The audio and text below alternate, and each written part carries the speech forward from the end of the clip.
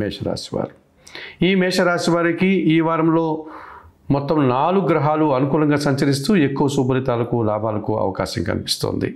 లాభంలో రాహువు సంచారం వల్ల నూతన వ్యాపారాలు కానీ నూతన ఉద్యోగాలు కానీ ధైర్యంగా మీరు చేసేటువంటి కొన్ని కార్యక్రమాలు మంచి ఫలితాలను ఇచ్చేటువంటి వాతావరణం కనిపిస్తుంది. విదేశీ వ్యవహారాలు కూడా సానుకూలంగా ముందుకు సాగుతాయి. లాభంలో చంద్రుడు సంచరిస్తున్నాడు. కుటుంబపరమైనటువంటి ఒక సంతోషాన్ని, కుటుంబ సౌఖ్యాన్ని, కుటుంబ సభ్యులతో కలిసి సంతోషంగా ముందుకు వెళ్ళేటువంటి విధానము ఈ వారంలో కనిపిస్తుంది.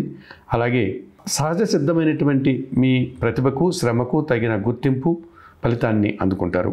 షష్టమ భావంలో కుజుడు సంచరిస్తున్నాడు. అనుకోకుండా ఒక గట్టి పోటీని ఎదుర్కోవాల్సి ఉంటుంది. ఎదుర్కొని మంచి విజయాలను సాధిస్తారు. భూవాహన లాభాలు కూడా అందుకుంటారు. చతుర్థంలో శుక్రుడు సంచరిస్తున్నాడు. మీ మాటకు విలువ పెరుగుతుంది. కుటుంబంలో శుభ కార్యక్రమాలు, సంతోషకర వాతావరణం మీకు ఆనందాన్ని కలుగజేస్తుంది. తృతీయంలో గురువు సంచారం కాస్త ప్రతికూలంగా కనిపిస్తుంది. ఖర్చులు కానీ లేకపోతే శ్రమ కానీ విద్యా సంబంధమైనటువంటి విషయాల్లో కాస్త ప్రతికూలతలు కనిపిస్తున్నాయి. ఈ రాశి వారికి వారంలో ఆది, సోమ, గురు, శుక్రవారాలు అనుకూలంగా ఉన్నాయి. దానాలు ఇచ్చేటువంటి క్రమంలో శనగలు కానీ పసుపు వర్ణపు పండ్లను కానీ గురువారం రోజు గురువులకు దానం చేయండి. స్తోత్ర పారాయణ విషయంలో దక్షిణామూర్తి శ్లోకాల ప్రతినిత్యం చదువుకోండి. ఆలయ సందర్శన కార్యక్రమ భాగంగా దక్షిణామూర్తి దర్శనం మీకు మరింతగా మంచి ఫలితాలను అందిస్తుంది.